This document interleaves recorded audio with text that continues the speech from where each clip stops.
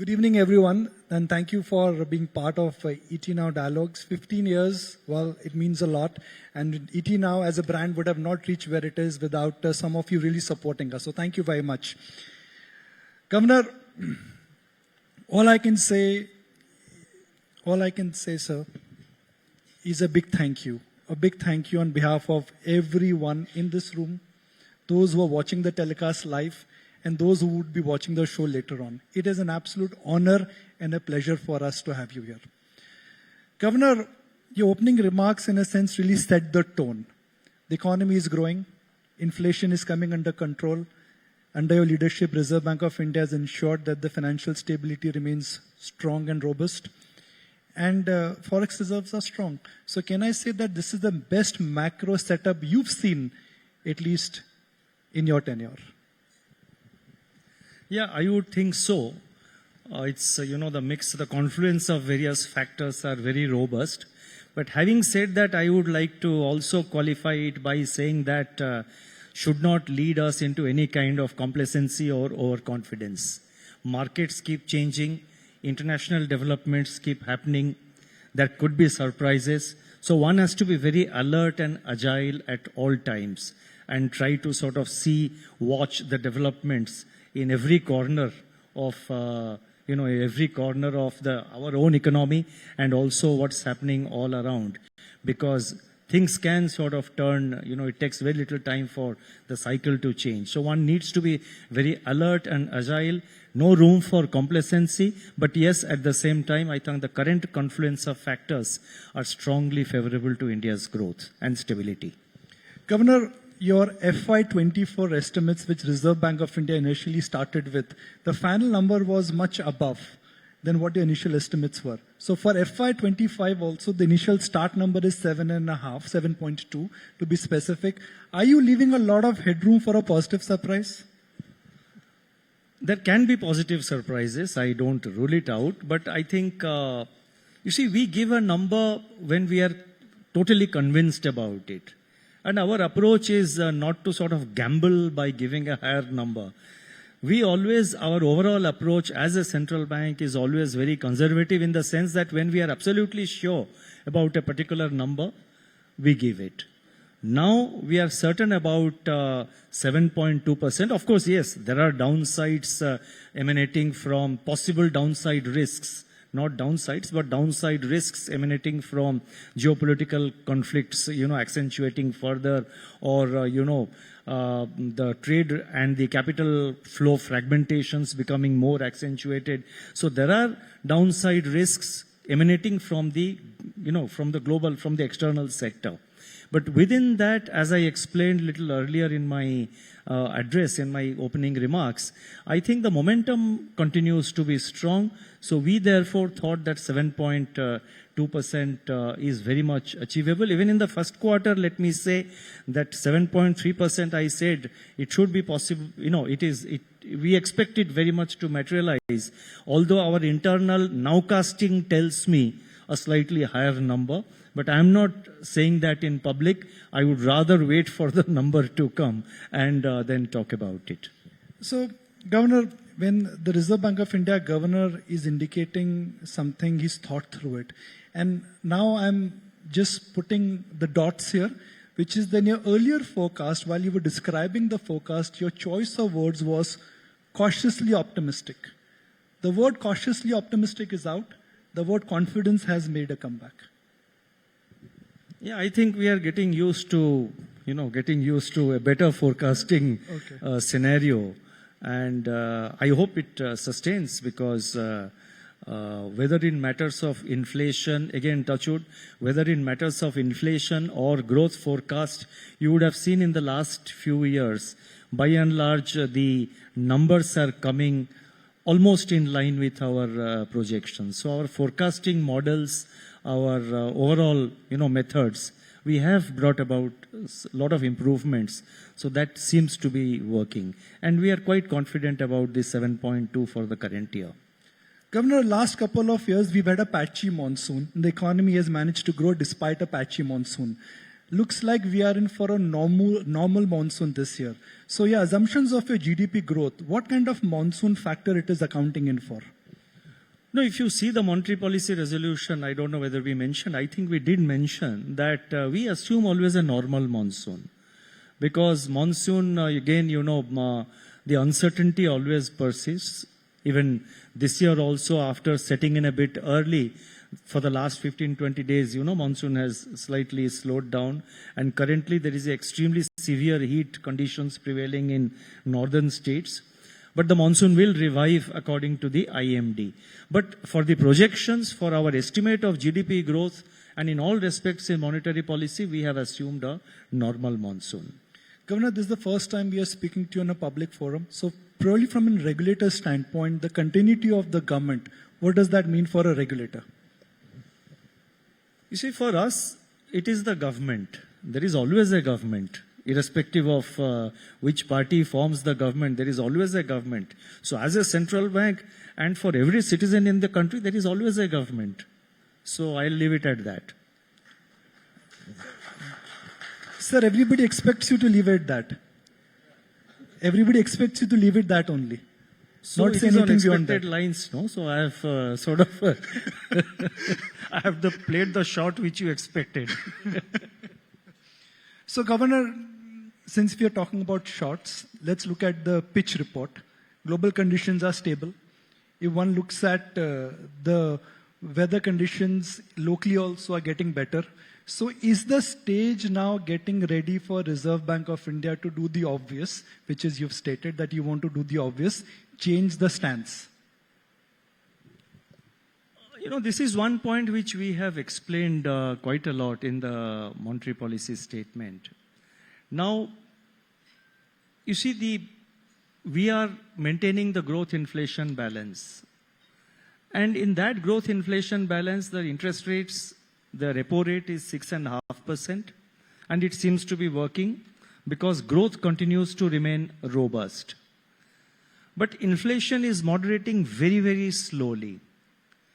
So if you are expecting a faster moderation of inflation, then we have to take much more drastic measures. In terms of stance, in terms of rate, we'll have to take a much more drastic measure if we want inflation to be brought down. But then we have to also weigh what would be the growth sacrifice that we would be making for the economy. In fact, if you recall, towards the end of 2021 and early 2022, there was all-round clamor as to why the Reserve Bank is not increasing the rates. Before March of 2022, there was a considerable body of opinion outside saying that the Reserve Bank was falling behind the curve. And that view seemed to be gaining traction. But we were very single-minded that we have taken the right decision, and at that point of time, towards the end of financial year 21-22, that is, let's say, from about October to, or rather from December 22 to December 21 to just in the 4-5 months preceding the Ukraine war, we wanted growth to revive. We wanted clear evidence that the growth has revived. So therefore, we refrained from increasing the rates or tightening the stance. Because our job is to ensure a proper, appropriate balancing between growth and inflation. At this point of time, there is again a clamor that, one should change the stance. But we want clear evidence that inflation should moderate. And moderate, we need more evidence that inflation should moderate and perhaps a little faster. As I explained, core inflation has come down, but the biggest uncertainty is food inflation. The average food inflation has been 8% in the last 6 to 7 months. And that is slowing down the disinflation of the headline numbers. Headline still remains at 4.75 as per the latest number. And then in the second quarter, it is likely to go down to 3.8. But again, it will go up to 4.5, 4.6. So you are within striking distance of 5%. And if there are a series of weather events or something goes wrong on the weather front, the vegetable prices and other prices of the key vegetables, the prices may go up. The food inflation again may go up. International food prices, I talked about international metal prices going up. In fact, the global food price index has also started going up. So therefore, it could even touch 5%. So therefore, it will be too premature to talk in terms of changing the stance. I think I use the word saying that any form of adventurism should be shunned. At this point of time, we should avoid any form of adventurism. It's better to stay the course and be watchful and take the step as play ball by ball. So in your terminology, the inflation elephant has gone for a walk. It's too early to assume that it's gone in hibernation. You see, the elephant is definitely going towards the forest. Okay. No doubt on that. But it's taking its own time. So we have to be cautious and watchful. Okay. Governor, the dividend from RBI, 2 lakh crore, is it in sync with Reserve Bank of India's balance sheet which is getting expanded, Governor?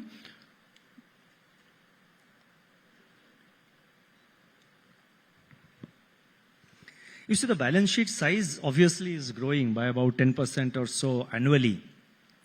But this year, you look at the annual accounts, they have been already published. It's there in our annual report. The annual statement of accounts have already been published. And it's mainly our incomes from foreign assets have gone up. Significantly, the income from foreign assets have gone up. That is mainly decided by the fact that all the advanced countries or all the countries where we have deployed our Forex reserves by investing in their securities and government securities and treasury bills, the interest rates have gone up there. So naturally, in all our investments, we rotate our investments also quite frequently.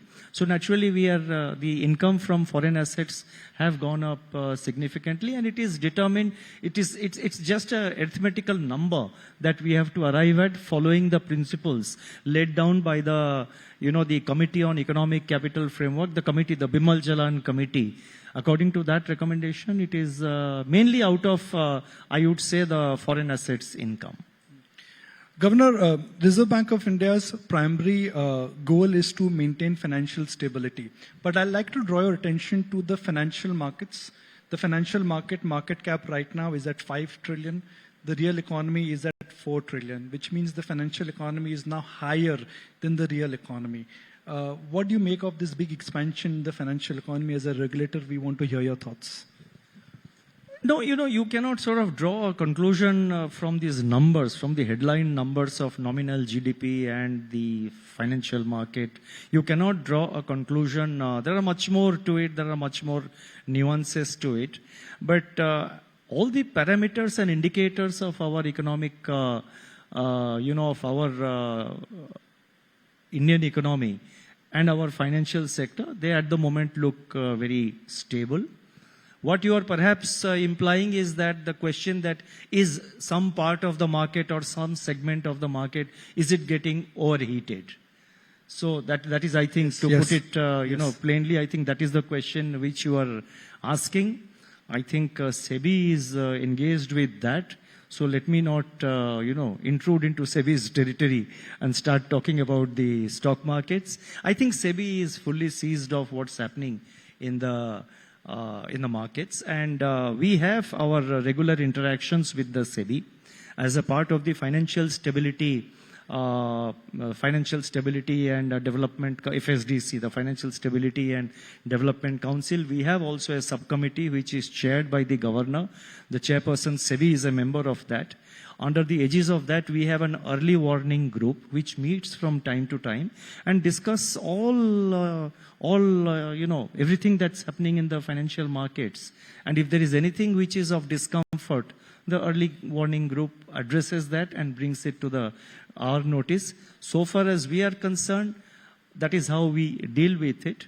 At the moment, so far as stock markets are concerned, let me leave it to SEBI to talk about it. Other signs, wherever we feel we have our views on the markets, which may not necessarily fall in our domain, we share our thoughts with the SEBI. What about the activity or retail frenzy in the futures and the options market? Given that futures and the options market indirectly could have impact on retail balance sheets, are you monitoring that? Yeah, the early warning group is monitoring that. SEBI and the Reserve Bank together, we are monitoring that. In fact, currently the options and futures, the volumes are pretty large.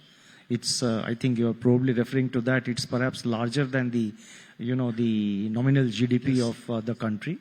So we have discussed these matters with SEBI. SEBI, I think, has taken a few measures, and they are examining it, and I think they will deal with it.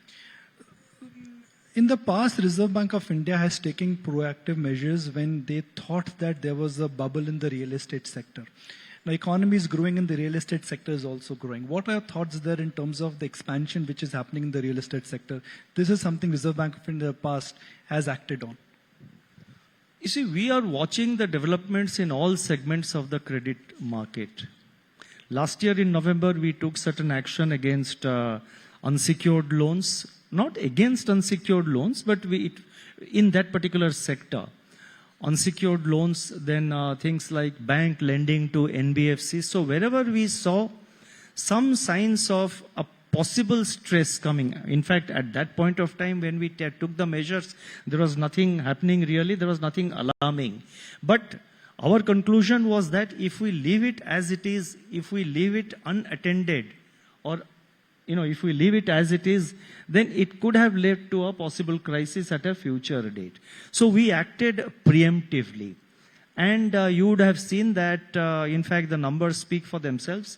The retail lending, the unsecured retail lending, the other personal loans, what they call it in banking terminology, or the credit card outstandings, or for that matter, the bank lending to NBFCs, they have all moderated. They have all moderated, and we wanted a certain level of due diligence and discipline to be brought into the system, and that has been brought in. So we are watching all these segments of even the real estate sector, including housing. We are monitoring it. The numbers at times may look very high because, you see, SDFC merger took place last year. So that was not a part of the banking sector assets. That was a part of the NBFC. It was a housing finance institution. The SDFC was a housing finance institution, so that got merged with the SDFC bank. So therefore, because of the impact of the merger, the growth in the, what you call the real estate sector or housing sector may look high. But if you net it out, net off the impact of SDFC merger, the growth is within, nothing to worry about, but we are monitoring it nonetheless. And a major difference between what is happening in the, now in the real estate or the housing sector in particular, and the position which prevailed, let us say, more than about 10 years ago, is that now you have a RERA. So the RERA is now regulating particularly the housing sector. So the kind of asset bubble which we saw earlier in the housing sector, the paradigm has changed. And from Reserve Bank, we are monitoring it very, very closely, very, very intensively. And at the moment, it is all right. If at some point of time, some action becomes necessary, not just in the real estate sector, but any other sector, the Reserve Bank will definitely act proactively. In your keynote address, Governor, you mentioned that you would continue to buffer up the Forex reserve. The Forex reserve of India are north of $600 billion. Growth is strong. CAD is coming under control. So is there a threshold beyond which you would say that you could order adequate Forex reserves? No, we don't have any such particular number in mind. India is a growing economy, and some people like to see the Forex reserves as a percentage of GDP. I mean, it cannot be looked at in that way, because when your GDP is growing, naturally your export earning by many companies are also going up. Companies are also taking care of their own Forex management. We don't have any specific number that this will be our Forex reserves and then stop, because the economy is growing. Financial activities are growing. And we would like our Forex reserves to become even stronger. And today, I think India is, I think probably the fourth or the fifth, largest reserves that we have. I think it's the fourth or fifth largest reserves that any country, among the countries. So we would like to keep on building it. Governor, the Reserve Bank of India gold reserve now are north of 800 tons. And according to RBI's balance sheet, the last year addition was about 27 tons. Progressively, would you be increasing the component of gold in the Forex reserve? Because globally also there seems to be a tilt by central bankers away from treasury towards gold. You see, the gold purchase by the Reserve Bank, in fact, had stopped for quite some time. In 2011, I think 200 tons were acquired from the IMF. It's all in public domain. I'm not revealing any secret, any state secret. I think 200 tons were acquired from the IMF in 2011. But after that, RBI was not acquiring the gold. Then in December 2018, some small quantity of gold was purchased. But after that, if you see annually, and it's all there in the half-yearly reports. So after that, if you see annually, we have been buying gold. That is because our priority is to diversify the deployment of our Forex reserves in more currencies and in different kind of assets, particularly gold. And if you look at the long-term price of gold, gold prices in the long run have always increased. They might have fallen in between, but on a long period average, if you see, the gold prices have invariably gone up. So therefore, gold is considered therefore as a kind of a permanent hedge that you can have against external uncertainties and challenges. So therefore, we have now, we do buy the gold, but we naturally, buy it whenever there is an opportune moment. And there is a high-level committee which decides the strategy of purchase of gold. Yes, building up gold reserves is a part of our reserve deployment, and we will continue with that. But it's not as if that we will go on mindlessly buying gold. We have to be also very mindful of the international prices. But approach is, yes, we need to sort of diversify the deployment of our Forex reserves, and gold is a part of that. So naturally, the gold purchases will continue. Governor, the theme of today's evening is India 2030. We are in 2024. 6 years from now, if you're engaging in a similar conversation, a similar forum, what are the three big marquee changes which the regulator feels will happen in the Indian financial sector? You see, 6 years from now, I'll be sitting somewhere there. So, but on a more serious note, we have laid down the agenda for RBI at 100, which is a part of our, the monetary policy statement, which we made. When we celebrated our RBI, the 100th year of Reserve Bank on 1st of April, where the Prime Minister also, he addressed the entire gathering. After that, we have worked and we have come out with this agenda for RBI at 100. Reserve Bank as an institution needs to be future ready. And we have spelt out several steps, I think about 9 or 10 different areas where we have spelt out what kind of steps. This is not a, this is a dynamic document. It cannot be a static document because the world is changing and changing fast.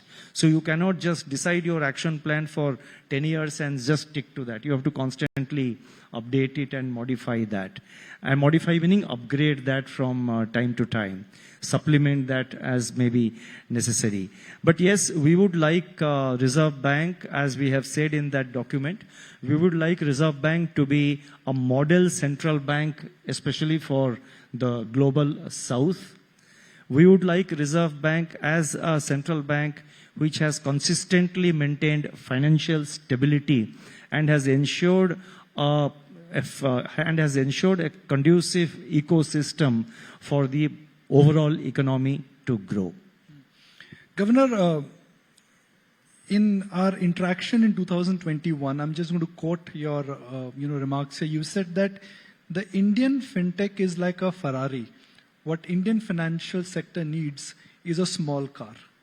How do you see fintech now moving, given that Reserve Bank of India, they are not against innovation, but I guess the regulation part is coming back in fintech. That's the impression everyone has. No, just a slight correction. I never said a small car. Okay. I didn't say that India is for a small car. No, we have bigger ambitions. We would like Ferraris. We would like other, modern varieties also to be on the road. All that I said is that you cannot have a very advanced Ferrari-like car and say that I will drive at my own sweet will. I will not follow any traffic rules. Even if you have a Ferrari, when you are driving on a road, there is a traffic and you have to follow the traffic rules. And as the regulator, it's our responsibility to ensure that there are appropriate traffic rules, there are appropriate regulatory guidelines which will have to be introduced. You cannot say that I have a great innovation and I can do anything that I wish in the market. Similar to, somebody having a very high-speed car driving at a reckless speed and in the process killing somebody else, some third party standing on the pavement. You cannot do that. There are elderly people on the road. There are children on the road. There are people walking in the pavement. There are cyclists. There are scooterists, there are auto rickshaws. So you are traveling in a road and the road is a public space. So you have to follow the traffic rules. But yes, you can have a big car, you can have a Ferrari, by all means have a Ferrari, by all means grow big, and you must grow big, but follow the rules of the game. That is our philosophy, and we would provide, our effort is to provide a set of rules of the game wherein the various fintech sector players, they have sufficient space to play, bring in innovation, create jobs and provide necessary impetus to growth. That is very important. In fact, we have come out with we have now called for applications for recognition as a self-regulatory organization for the fintech sector in particular. We are going to call for applications for the, SRO, that is for, the self-regulatory organization for the NBFCs shortly. But we have already called for applications for having an SRO for the fintech sector. And last year when I participated in the Global Fintech Festival, I think that was in September or October, I had said that by next GFF, which incidentally this year is in end of August, I had said that I would like to see one fintech SRO at least having taken shape. And from our side, we are working towards that. I hope, and I'm quite optimistic, that the fintech sector will also soon come together, form an SRO, make the application, get the recognition from the Reserve Bank, and start working, because SRO is very important. It provides a kind of interface between us and the market and the players. They tell us what all developments are taking place in the market, what all new technologies are coming. We in turn sort of address their concerns, take their concerns and suggestions into account. So it's a kind of a platform which provides an interface. So therefore we are all for innovation, but we would like to have responsible innovation and innovation becoming fintechs to follow the rules of the game. Okay, Governor, last three questions. I'll not extend my appointment beyond that. Again, a big picture question, which is that who do you think in the financial sector has the right to win? Big banks, innovative banks, who has the right to win in the financial sector in India? I think that the market has to decide who has the right. You can't say who has the right to win, but that the market will decide. And that also the individual institutions, how they play, what kind of governance they have, what kind of management systems they have, it is their responsibility. As a regulator, we have no preference. We do not discriminate between a bank of, a bank of this type or a bank of that type. It's for the managements of individual banks to, do their best to have their own growth ambitions and take all necessary measures for fulfillment of their growth ambitions within, of course, the broad parameter of the regulatory guidelines. And our job is to provide a vibrant and a robust ecosystem where everybody grows. Final two questions, Governor. Is it true that your day starts with Economic Times and it ends with ET Now? My day starts with multiple newspapers. Now, whether it is Economic Times or some other paper, I think let's leave it at that. But yes, definitely Economic Times is one of those multiple papers. And during the day, the channel remains, some business channel is always on my in the office on a silent mode, of course. But I keep shuffling the channels. And one of the channels is certainly ET Now. Thank you, Governor. But that was not my last question. My last question, is everyone ready? No, Queen. So last question, Governor, to you is that if given an option or choice to continue as RBI Governor in the third term, would you be ready to accept it? Well, that's a very, very hypothetical question. And why sort of, I still have 6 months' time. So let's see. If you hear in next 3 months, what would be your first answer? If you hear something, what would be your first answer from the government that, okay, they would like you to serve as the third government? Are you inclined towards it? You see, I always use the analogy of cricket. When you go out to bat, you don't go with a preset mind that I'm going to play this shot. You wait for the ball to come. When the ball, from the action of the bowler, you see some movement. You make an assessment that this is how he is going to bowl. But these days the bowlers are far too intelligent. They will show one action but bowl in the opposite direction. So you have to be watchful. The ball has to pitch. Then you have to see in which direction the ball is taking the turn. You have to see whether it's a bouncer, a yorker, or it's, what's the nature of the ball. And then you have to play your shot. So therefore, a batsman cannot decide what shot he is going to play before the ball has pitched or before, if it's a full toss, before it has pitched. Ladies and gentlemen, if a pantheon of great central governors in the world is ever to be made, all I can say is that the RBI governors, Mr. Shaktikanta's name would be right up at the pedestal. From COVID crisis to managing the economy to ensuring that the Indian banking system remains robust. I guess all of us really are very grateful, thankful to the way Reserve Bank of India has really ensured that the financial stability of the system remains ensured. I would urge everyone to give him a standing ovation. He is someone who has really ensured that India goes through tough times, through peaks and troughs. Reserve Bank of India has ensured that the Indian financial system remains robust. Thank you, Governor. Thank you so very much, Nikunj, for spearheading that conversation and lots of headlines. Mr. Das, appreciate all of those insights. Thank you so very much for sharing those with us.